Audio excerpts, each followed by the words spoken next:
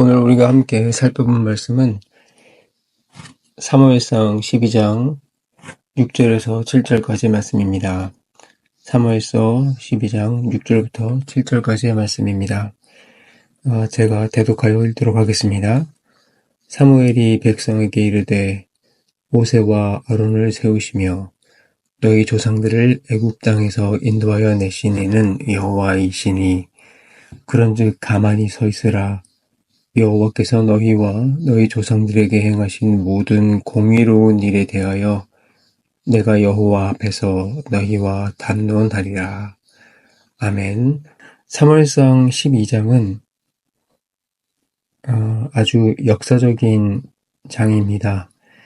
사무엘이 이제 사사로서 그의 지위를 내려놓고, 그러니까 그의 지도자로서의 지위를 마감을 하고 이제 사울이라는 새로운 왕정 체제가 시작되는 순간이기 때문입니다. 환경이 바뀌어가는 과정에서 사무엘은 우리에게 무슨 말을 하고 싶었던 것일까요? 우리가 오늘 읽은 말씀을 쭉 살펴보게 되면 그가 우리에게 무슨 말을 하고 있는지 알게 되는데, 그 이야기의 핵심은 이것입니다. 너희는 하나님을 기억하라 라는 이야기입니다. 무엇을 기억하라고 했냐면, 먼저는 우리의 도움이 되시는, 우리의 신실하신 하나님을 기억하라고 말을 했습니다. 그것이 무엇입니까? 사무엘은 하나님께서 자신들의 조상들의 이야기를 먼저 이야기 시작을 하면서 언약을 하시는 하나님을 말씀하셨습니다. 그리고 그 언약을 통해서 조상들에게도 은혜를 베푸셔서 계속해서 그들에게 그 약속을 이루시는 분이심을 알게 하셨고, 또한 그 이루심이 조상들에게서 끝나는 것이 아니라 계속해서 그 약속들을 이루어 주시고 오늘까지도, 사무엘 시대까지도 계속해서 그 언약을 신실하게 지키신 분이라는 것을 말씀해 주셨습니다. 특별히 그가 언약에 대해서 이야기를 하면서 이야기한 것은,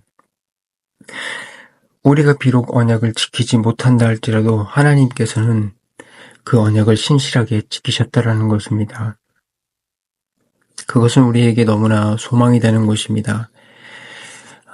왜 그러냐면, 하나님께서 이 언약을 우리가 혹시라도 지키지 못한다 할지라도 끝까지 지켜주시는 분이시라는 것을 우리가 믿을 수 있는 신뢰의 근거가 되기 때문입니다.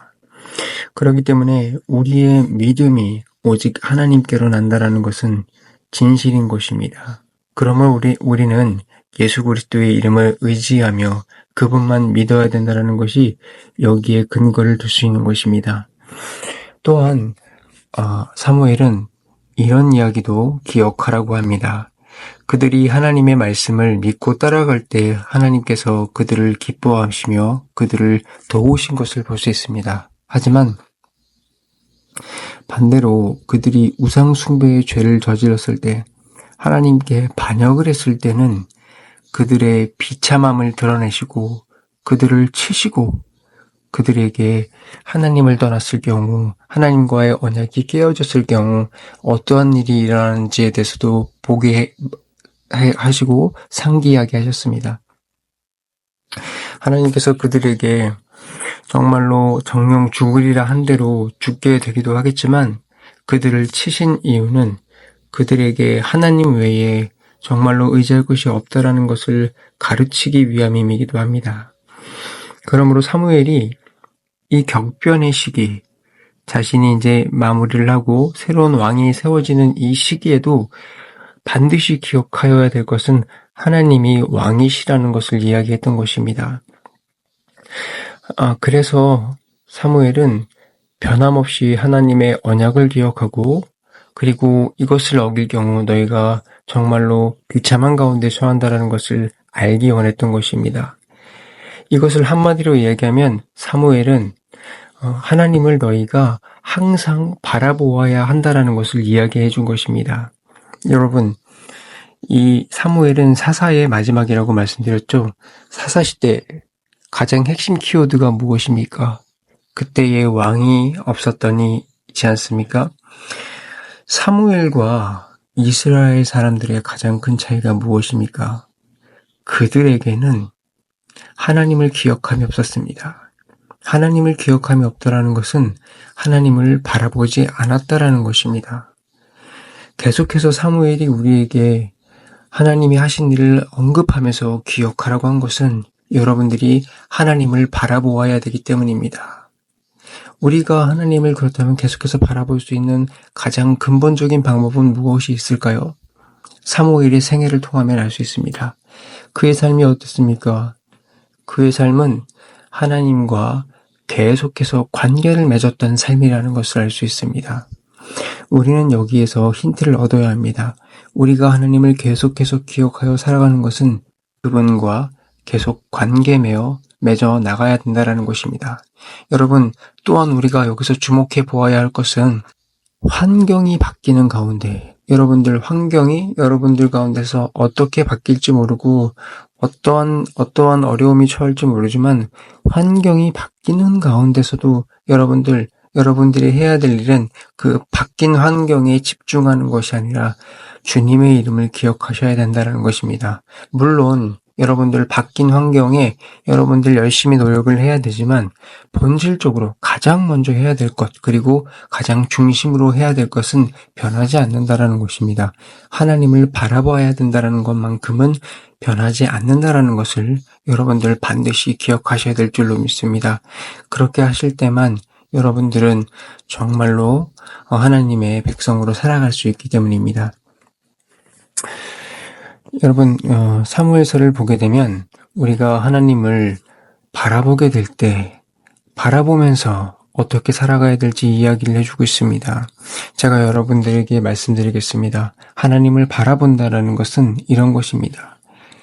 우상을 섬겨서는 안 됩니다. 그리고 두 번째로는 계명을 버리지 마십시오. 그리고 세 번째로는 하나님만 의지하시길 바랍니다.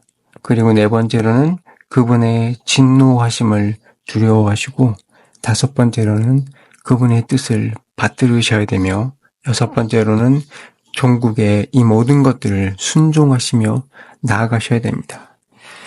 제가 마지막으로 여러분들에게 이 말씀을 드리고 싶습니다. 하나님께서는 그분의 믿음 안에 있는 자에게만 은혜를 베푸십니다. 여러분들 하나님의 은혜 가운데 있고 싶으십니까? 그분의 믿음 안에 있기를 바랍니다. 그리고 하나님께서는 충실히 그분을 따르는 자에게만 하나님의 그 힘, 하나님을 계속해서 따를 수 있는 힘을 주신다라는 것입니다. 여러분들 주님을 따르고 싶으십니까? 그렇다면 그분을 순종하여 따르시기 바랍니다. 마지막으로 하나님께서는 순종하는 자에게만 계속해서 순종할 수 있는 힘을 주신다라는 것입니다. 여러분, 오늘 제가 말씀드린 것들을 기억하시고 하나님만 정말 바라보는, 그래서 하나님께서 이끄시는 그 천국까지 정말 여러분들이 천국 백성으로 온전히 살아가는 그런 아침이 되었으면 좋겠습니다. 다 같이 기도하겠습니다.